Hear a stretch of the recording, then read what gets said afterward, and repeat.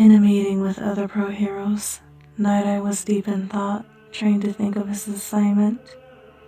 As the meeting kept going on with details and a few leads, it was obvious that his help was not needed.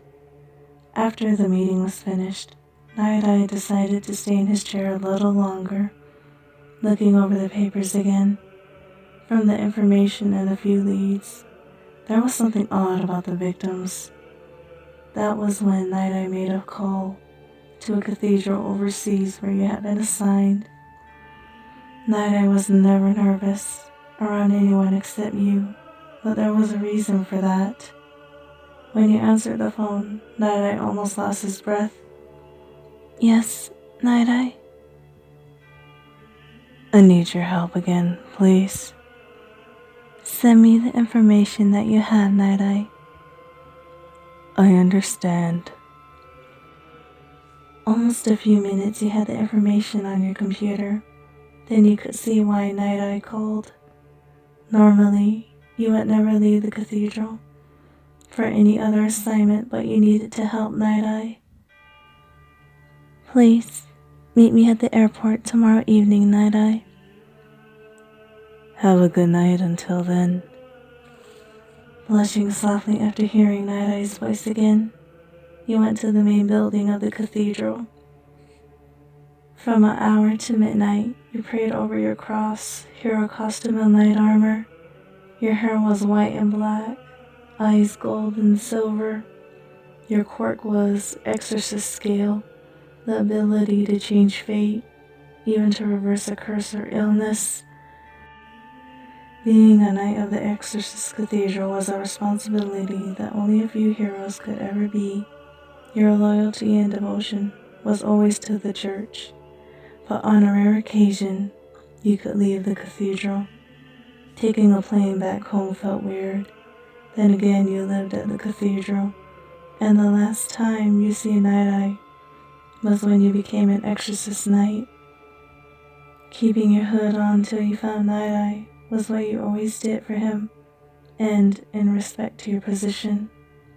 When you see Nighteye waiting with the police, Endeavor, Aizawa, and even All Might was no surprise. Then again, in pro-hero terms, you were the third highest ranking pro-hero in the city. As Nighteye walked over to you, even his mannerisms had become more serious than when he was younger. Holding out his hand to you, then taking your hand, Nighteye was happy seeing you again. Nighteye then kissed your forehead, still holding your hand gently. I'm glad you're home, Exorcist. I'm happy you're well, Nighteye. After talking to Endeavor, All Might, and Aizawa, the three of them could not believe that you were the same student as before. As you were talking to them, Nighteye was happy to see you smile again, and to see that his feelings for you had not changed. Being escorted back to Nightaye's agency, then meeting his student Muriel, you could see that Nighteye had so much happiness and dedication to Muriel. When the both of you were alone, Nighteye gently pulled your hood back, finally seeing your face and your long hair, especially your eyes that he loves so much. Holding you in his arms, just hearing your heart beat again, made Nighteye forget how long you both had been apart. Carefully taking off Nighteye's glasses, then placing them on the table at the same time, Nighteye pressed his fingers slowly over your lips. Then his face was a few inches from yours. Nighteye knew that you still had not had your first kiss.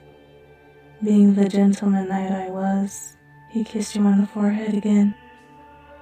Get some sleep, alright? Make sure you do also, Nighteye.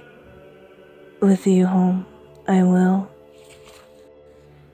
Seeing you sleep in the room that was next to Nighteye's workroom made him relax, and it was a change.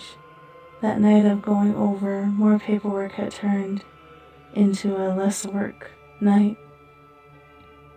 Nighteye decided to lay beside you, even though he knew that you could protect yourself. All Nighteye wanted was to be near you after those years of being alone and wondering if he made a mistake letting you go. Sleeping peacefully knowing that Nighteye was laying beside you made you so happy and feel like he did still love you. The cross that Nighteye had given you before you decided to go to the cathedral was still around your neck. The years that you were away, you thought of Nighteye, but you had to become stronger for him.